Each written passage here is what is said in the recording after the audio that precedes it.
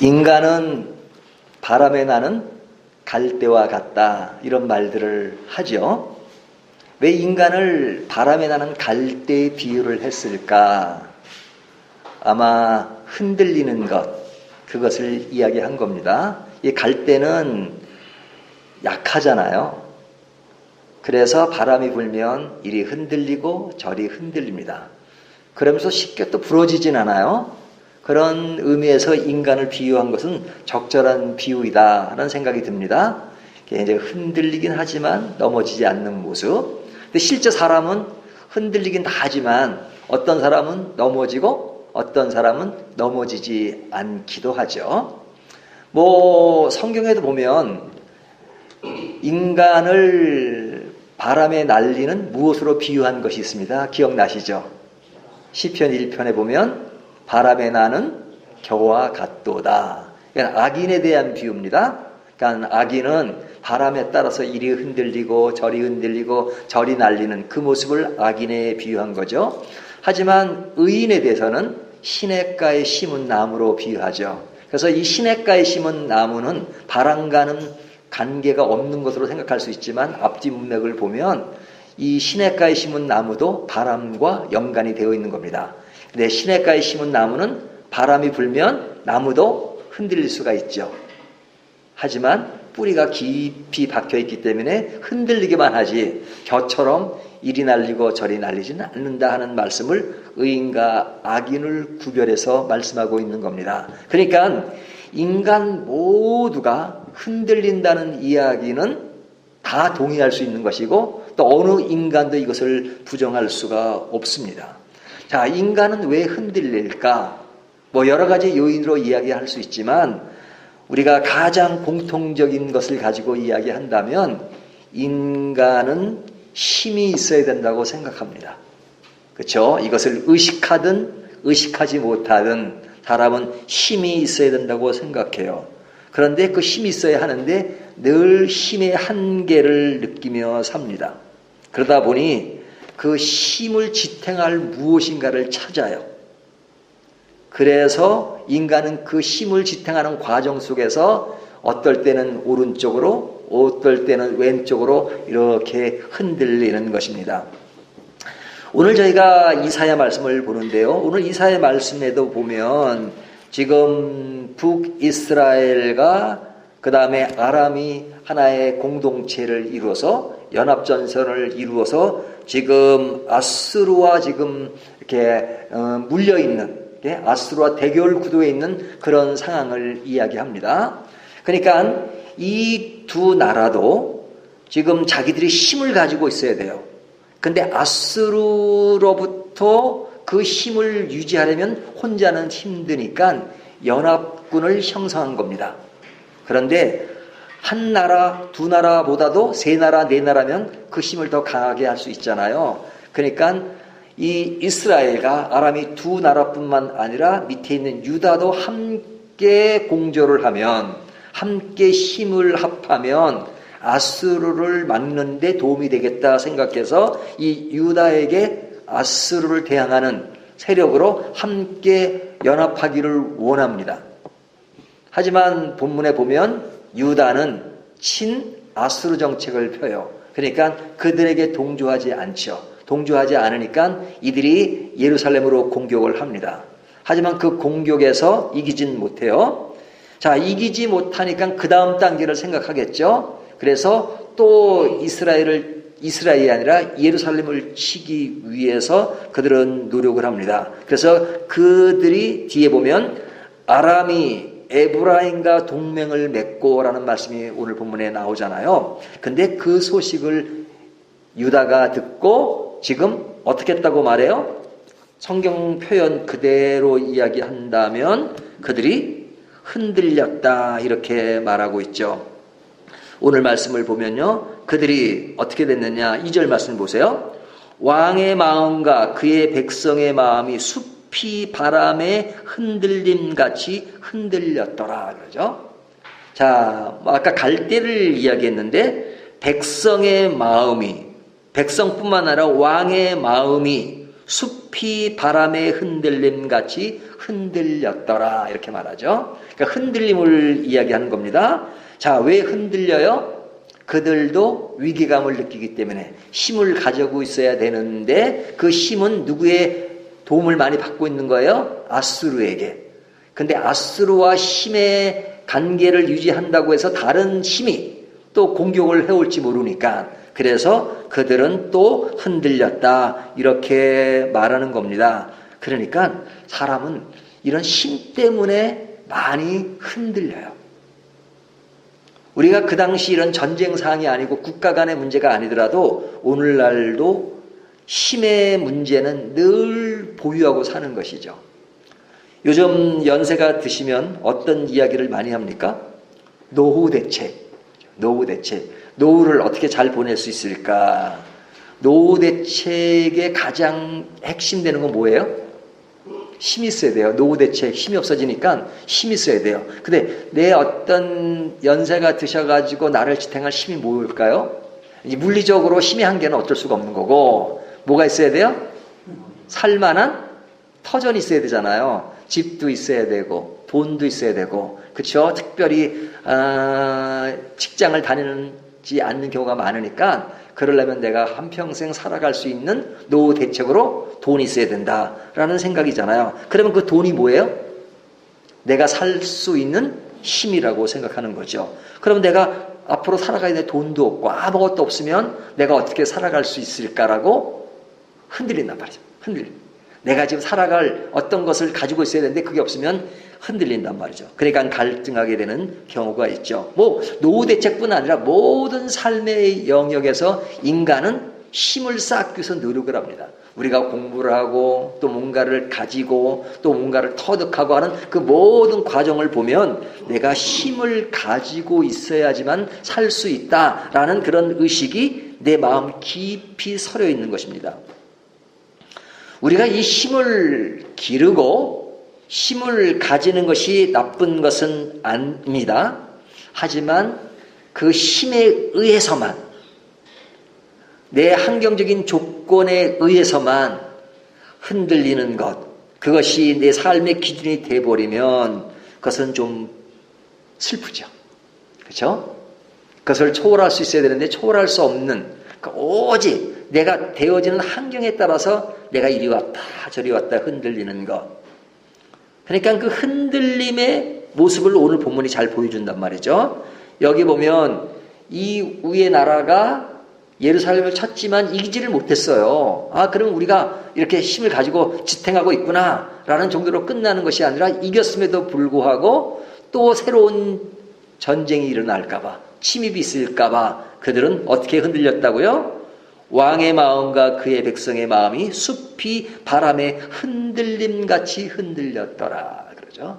굉장히 많이 흔들리는 모습을 이야기하는 겁니다. 자, 그러면 오늘 본문이 그렇게 환경적으로 흔들리는 그 유다에 대해서 이야기하면서 무엇을 이야기하느냐? 3절부터 나오는 이야기를 보면요. 그때 여호와께서 이사야에게 이르시되 여호와 하나님이 이사야 선지자에게 이야기를 합니다. 근데 그의 아들을 통해서 뭐라고 이야기하냐면요. 4절을 보면 그에게 이르기를 너는 삼가며 조용하라. 르신과 아람과 르말리아의 아들이 심히 노할지라도 이들은 영이 나는 두 부직갱이 그릇터기에 불과하니 두려워하지 말며 낙심하지 말라. 자, 이사야 선지자 아들을 통해서 유다 백성들에게 이야기하는 거죠. 뭐라고 얘기합니까? 삼가며 조용하라 그러죠. 너는 삼가며 조용하라. 그러니까 이렇게 요동하지 말고 딱 그냥 굳건히 그 자리를 지켜라 하는 얘기죠. 그러면서 하는 말이 너희가 공격하려는 그 사람들이 굉장히 힘이 세 보일지 모르지만 그들의 모습은 뭐예요? 두 부직갱이 그릇터기에 불과하다 이렇게 이야기합니다. 그러니까 너희가 생각하는 것보다 그들이 그렇게 센 거 아니야. 너희들이 지금 겁을 먹고 있지 안 세. 그러니까 염려하지 마. 그러니까 유동하지 말고 삼가고 조용해. 막 흔들리고 그러지 말고 딱 지켜 그 자리를. 괜찮아 이런 겁니다. 그러면서 두려워하지 말라, 낙심하지 말라. 이것이 누구의 말씀이에요? 선지자를 통해서 하는 이야기지만 하나님의 말씀이잖아요. 하나님께서 이렇게 얘기하는 거예요. 하나님의 마음을 전하는 거예요. 두려워하지 말라, 낙심하지 말라.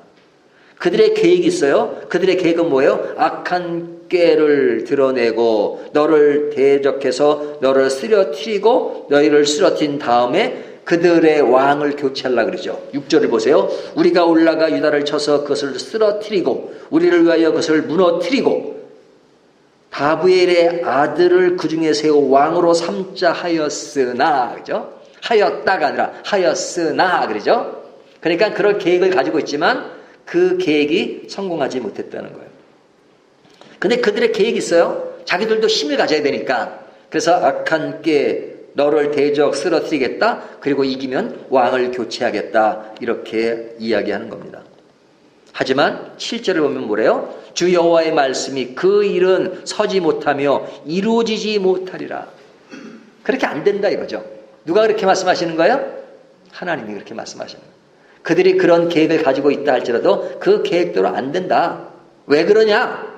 하나님이 너희를 보호하신다. 너희를 그렇게 무너뜨리도록 넘어지도록 하지 않으실 것이다. 이렇게 말씀하시는 겁니다. 누가? 하나님이. 근데 이 말씀이 효력이 있는 이유가 뭐예요? 하나님이 강하신 분이기 때문에. 하나님보다 강한 분이 안 계시잖아요. 하나님은 역사의 주권자시고 주관자시고 근데 하나님이 이렇게 하시겠다 이렇게 말씀합니다.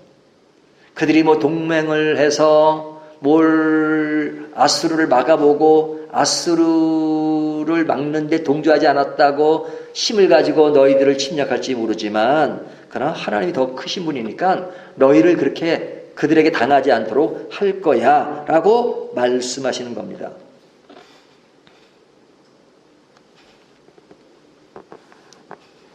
그러면서 9절에 보면 에브라임의 머리는 사마리아요 사마리아의 머리는 르말리아의 아들이니라. 만일 너희가 굳게 믿지 아니하면 너희는 굳게 서지 못하리라 하시니라 그러죠. 자, 그러니까 그 에브라임의 한계를 말씀하시는 겁니다. 자, 그렇다면 게임은 끝난 거죠. 하나님이 뭐 절대 너희를 지지 않겠다고 말씀하시니까 이거는 더 이상 생각하고 말 것도 없는 겁니다. 게임은 끝난 겁니다. 그러면 게임이 끝나면 그들이 뭐 할 필요가 없어요? 흔들릴 필요가 없는 거죠. 왜? 완전하게 딱 완성된 것이니까, 확고한 것이니까 그냥 굳세게 있으면 되는 겁니다. 흔들릴 필요가 없어요. 뭐 흔들리는 것은 갈등이 있어야 흔들리는 거죠. 근데 하나님이 갈등할 필요 없어. 내가 다 그냥 해버릴게. 그러면 갈등할 필요가 없죠. 끝난 거잖아요. 근데 사람들은 그렇게 하나님이 말씀하셨음에도 불구하고 흔들릴 때가 있어요.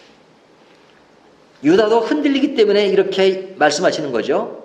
그래서 9절을 다시 보면 만일 너희가 굳게 믿지 아니하면 너희가 굳게 믿지 않는 것 그것이 뭐예요? 하나님이 말씀한 것을 굳게 믿지 아니하면 너희는 굳게 서지 못하리라 하시니라. 너희가 그렇게 하나님이 이렇게 하겠다라고 말씀하셨는데도 그것을 굳게 믿지 못하면 너희가 굳게 서지 못한다는 이야기는 뭐예요? 그래 계속 흔들릴 거야. 너희가 흔들릴 거야. 근데 믿으면 흔들리지 않을 거야. 굳건하게 서 있을 거야. 그러니까 굳건하게 서는 기준은 뭐예요? 하나님의 말씀이죠. 하나님의 약속을 신뢰하면 되는 것입니다. 자, 이것이 오늘 본문 말씀의 전부예요. 자, 이 말씀은 뭐 언제나 들어도 늘 같은 이야기 아닙니까? 우리의 인생은 흔들릴 수밖에 없는 그런 여건과 나의 인간의 연약함이 있어요. 근데 흔들리는 인간에게 하나님은 늘 다가오셔서 흔들리지 마라. 내가 너를 보호하마. 너를 책임질 줄 거야. 이렇게 말씀하시면 우리가 흔들릴 필요가 없는 거죠. 근데 이것이 이론적으로는 이해가 돼요. 그렇죠? 늘 하나님 그렇게 말씀하시니까 하나님만 믿으면 그냥 흔들릴 필요가 없지라고 생각한단 말이죠. 근데 이 말씀이 나에게 다가오지 않는 이유가 뭡니까? 늘 우리가 흔들리고 있으니까. 하나님의 말씀은 성경이 있으니까 분명히 맞는데 성경 말씀대로 내 마음이 내 감정이 따라가지 않는단 말이죠. 그러니까 흔들려요. 굳게 서야 되는데, 굳게 믿어야 되는데 굳게 믿어지지 않을 때가 많잖아요. 그렇죠? 어떤 상황 속에서 어떤 것은 믿어져요. 뭐 교리를 믿는다거나, 뭐 하나님은 삼위일체 하나님이고 하나님은 전능자시고 예수 그리스도를 통해서 우리를 구원한다. 이거 다 믿어요. 그래서 이런 것은, 교리를 믿는 것은 별 문제가 안 돼요. 근데 생활 가운데 내게 당하는 고통과 괴로움과 슬픔이 나오잖아요. 그러면 그 슬픔을 빨리 극복을 해야 되는데 극복할 수 있는 상황이 만들어지지 않으면 그때 어떻게 돼요? 하나님께 기도하잖아요. 하나님, 나 어려움이 있으니까 나 좀 도와주십시오. 그럼 하나님 그 기도를 듣자마자 그냥 그래 염려하지 말고 당장 그 문제가 해결되도록 만들어주시면 흔들릴 필요도 없죠. 근데 기도한다고 즉시 그냥 뭐 우리가 원하는 다 되나요? 안 될 때가 더 많잖아요. 그러니까 선지자들도 하나님은 내 기도도 듣지 않으시고 내가 어느 때까지 이런 어려움을 겪어야 됩니까? 라고 한탄하잖아요. 한탄하는 것이 뭐예요? 흔들리고 있다는 거죠. 흔들리고 있다는 거죠. 아니, 선지자도 흔들리고 성경에 나오는 예수님의 제자들도 흔들리고 엘리야 같은 사람도 흔들리고 아브라함도 흔들리고 다윗도 흔들리고 다 흔들리지 않는 사람이 어디 있어요? 근데 우리가 그 사람들과 나은지는 모르지만 하여튼 낫다 그래도 여전히 흔들리는 것은 마찬가지죠. 여기에 설교하는 임세일 목사는 앞에서 이런 얘기를 하니까 임 목사는 흔들리지 않겠지. 왜 안 흔들려요? 저도 사람인데 늘 흔들리며 살죠. 그러니까 문제는 이겁니다. 흔들리지 말아야 되는 것을 말씀을 통해서 안단 말이죠. 하지만 실제로는 흔들려요. 말씀이 쫙 들어와가지고 그 말씀이 나를 지배해서 오늘 9절 말씀처럼 내가 확실하게 믿고 굳게 믿으면 흔들리지 않는다는 그 말씀은 I know, 알아요. 근데 흔들린단 말이죠. 그러니까 성경이 우리에게 자꾸만 강조하는 것이 뭡니까? 믿음을 강조하죠. 믿음이 있어야 흔들리지 않으니까 믿음을 가져. 믿음을 가져. 그 믿음이라는 게 뭐예요? 하나님의 마음을 알라는 거잖아요. 하나님의 마음을.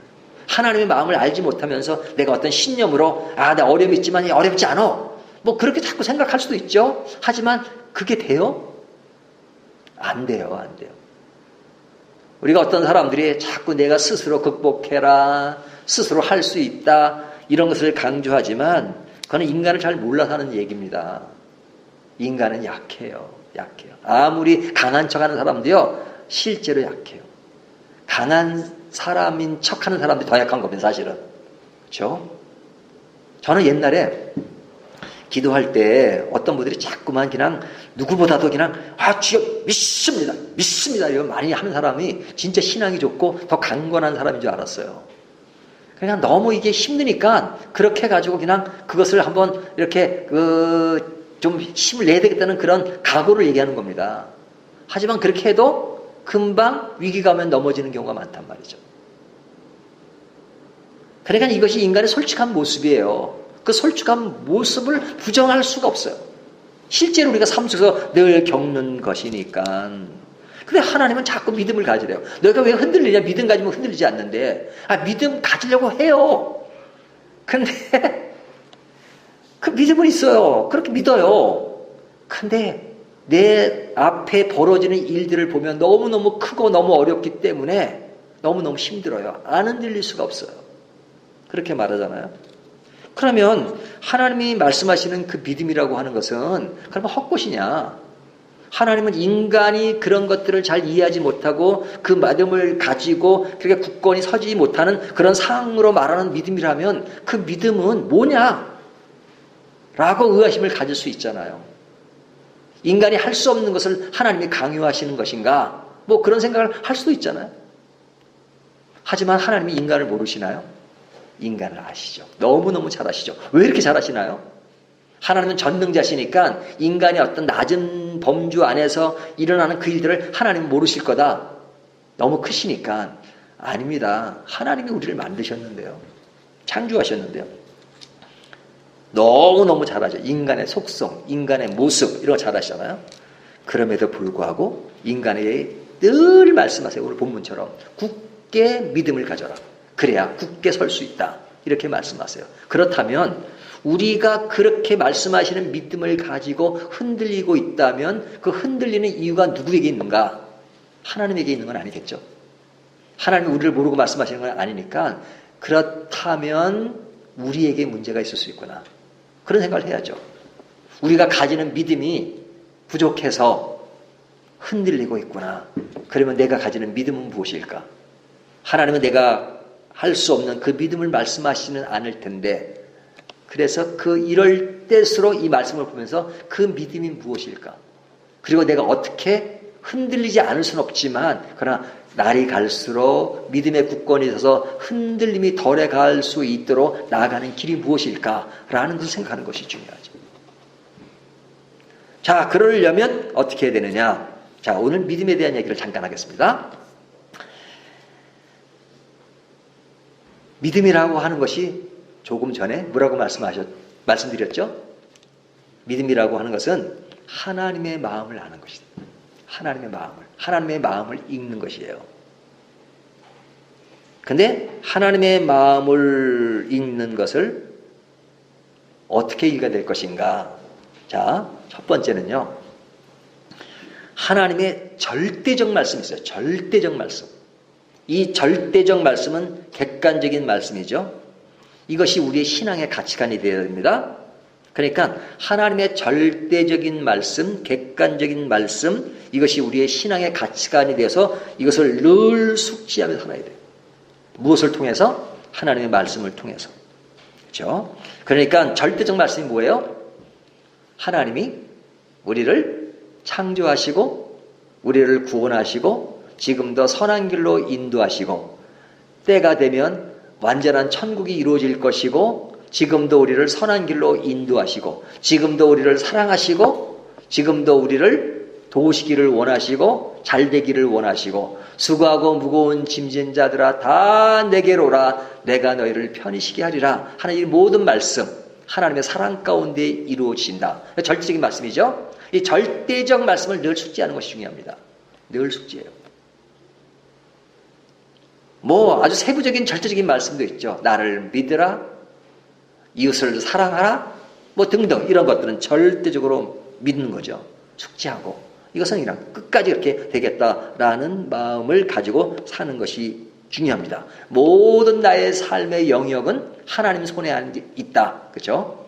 내가 이리 흔들리고 저리 흔들리고 막 가도 결국은 하나님의 손에 아래 있다. 하나님이 나를 끝까지 책임질 것이다 라는 것을 확고하게 믿는 것, 이것이 하나님의 절대적 신앙관에 입각한 나의 신앙의 자세가 된다 이거죠.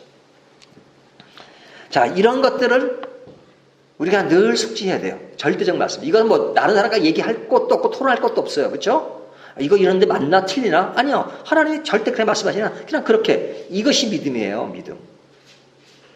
자, 절대적 진리와 절대적 말씀에선 늘 그런 것을 인지하고 살아가는 것. 그것이 중요합니다.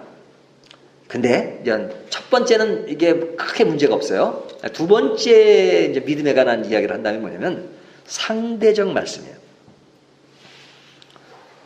나에게 적용되는 상대적인 말씀.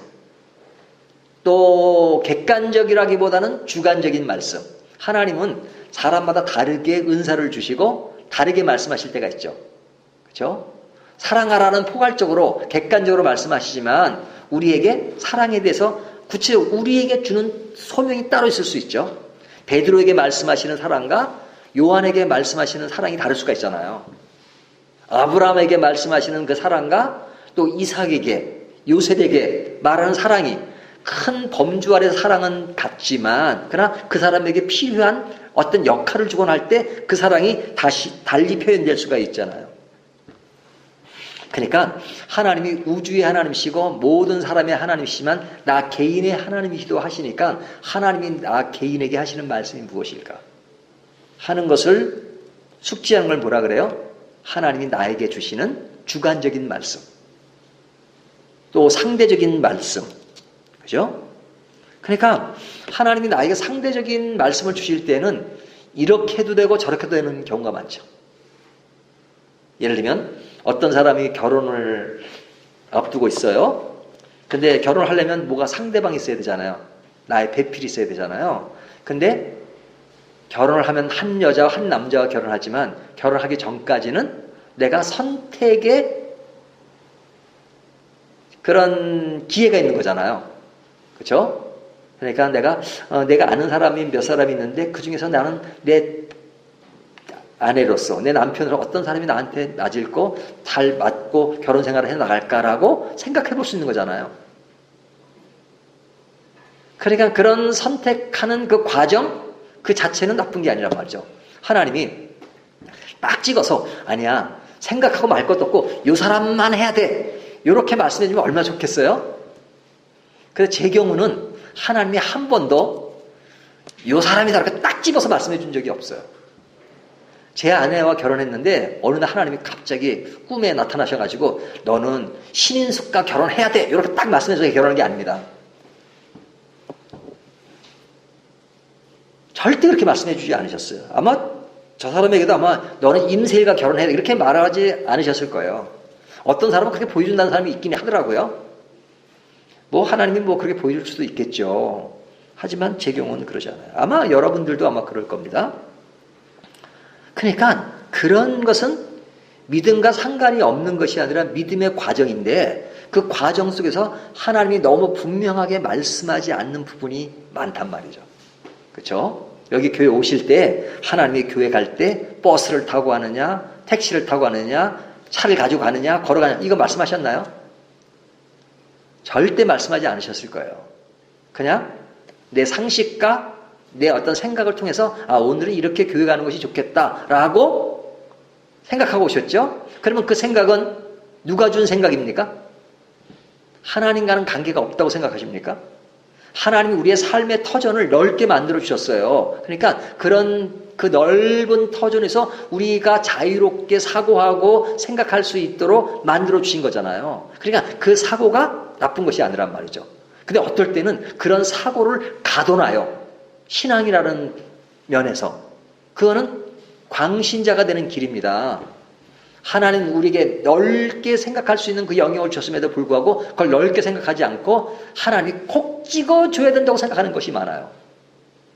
그러면 얼마나 피곤하겠어요? 아침을 먹어야 되는데 하나님 오늘 아침에는 뭘 먹어야 되나요? 반찬은 뭐로 먹어야 되고 하나님이 아침에 일어나면 딱 메뉴 만들어줘서 오늘은 콩나물과 먹고 국 하나 이렇게 먹어라 이렇게 말씀해 주시던가요? 아니잖아요. 하나님께 묻지도 않아요. 그냥 알아서 오늘은 이거 먹으면 좋겠다. 그러면 그렇게 만든 반찬과 음식은 하나님의 뜻과는 상관이 없는 것인가요? 아니잖아요. 하나님이 그렇게 말씀하셔요. 그것도 자유롭게 내가 다 먹을 걸 줄 테니까 그렇게 만들어. 알아서 오늘 짜장을 먹든지 짬뽕을 먹든지 알아서 먹어라 이거죠. 그것이 내가 사랑하는 영역 안에 너희가 있는 것이다. 너에게 자유의지를 줬고 그렇게 선택할 수 있는 의지를 줬는데 굳이 오늘 짬뽕입니까 짜장입니까 그것까지도 나에게 묻니? 뭐 묻는 건 좋지만 그렇게 안 해도 돼. 내가 넓게 선택하도록 해줬어. 그러니까 자유롭게 선택해. 그럼에도 불구하고 우리는 그 선택을 잘 못할 때가 있어요. 자, 우리가 알아서 선택하라. 물론 그 선택은 객관적 진리 안에서 터전에서 이루어지는 일입니다. 그것을 전제로 했을 때 그런 것들이 더 많잖아요. 그렇죠? 그런 것들이 갈등하는 것이. 그러니까 우리가 실제 삶 속에서 고민하고 흔들리는 것은 앞에 절대적 진리 때문에 흔들리는 경우는 뭐 많지 않아요. 신앙생활 오래 한 사람이라면, 깊이 하는 사람이라면. 어디서 흔들리는 거예요? 상대적 상황과 여건 속에서 흔들리는 겁니다. 그랬을 때 어떻게 해야 되느냐 이거죠. 자, 대답은 너무 싱거울 수 있어요. 절대적 가치를 늘 잊지 않고 숙지하고 살아가는 겁니다. 하지만 상대적 가치를 상대적 진리 안에서 내가 확고하게 인지하지 못하고 확신할 수 없고 선택하고 하기가 어려울 때는 어떻게 하느냐? 대답은 간단합니다. Wait. 기다리는 겁니다. 그리고 지금 내가 절대적 가치 안에서 그냥 그 길을 터벅터벅 가는 거예요. 아직은 모르니까 모를 때까지는 그냥 하나님이 원하시는 선한 길, 그 길을 가는 겁니다. 가요. 모르니까. 내가 운전하고 갈 때 지금 오른쪽으로 가야 될지 왼쪽으로 잘 몰라요. 그럼 일단 곧장 가세요. 곧장 가면 제 주변에는 예쁜 아가씨가 있어요. 그래 알려주더라고요. 한참 가다가 오른쪽으로 가세요. 이렇게 내비게이션이. 그러니까 그때까지는 내비게이션이 오른쪽 왼쪽 말하기 전까지는 그냥 곧장 가시라 이거죠. 곧장. 여러분 이것이 너무너무 상식적인 얘기고 평범한 얘기 같지만 신앙에 있어서는 우리가 너무 극한 상황이 아니에요. 상식적인 것을 하나님이 원하세요. 그래 절대적 진리를 알고 가. 근데 상대적으로 세부적인 걸 모를 때가 있을 때는 그냥 모르면 가. 그리고 기다려. 기다리는 동안에는 그냥 모르니까 기난 가. 기난 가다 보면 하나님이 환경을 통해서나 또 다른 사람을 통해서나 어떤 상경을 통해서 반드시 알려주세요. 여러분 신앙생활 오래 하면 그런 경험을 하셨을 겁니다. 내가 모르는 사이에 하나님이 그 길을 인도해 주세요. 우리가 인식을 못해서 그렇지 하나님이 반드시 인도해 주세요.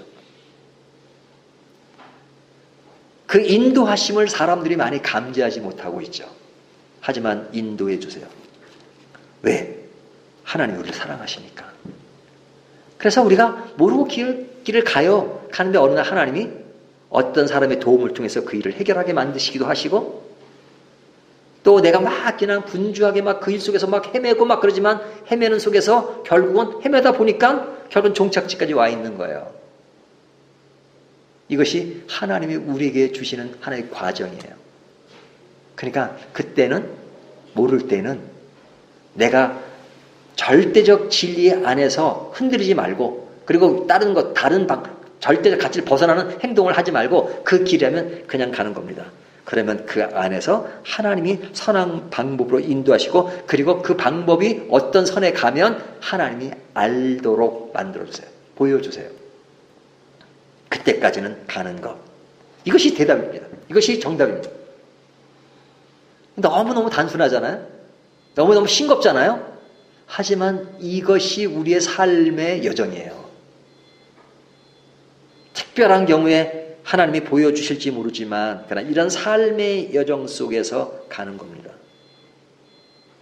그러니까 오늘 본문에 보면 유다 왕은 모르지만 누굴 통해서 이야기해줘요? 이사야의 아들을 통해서 얘기해주잖아요. 이렇게 하라 이렇게 하라.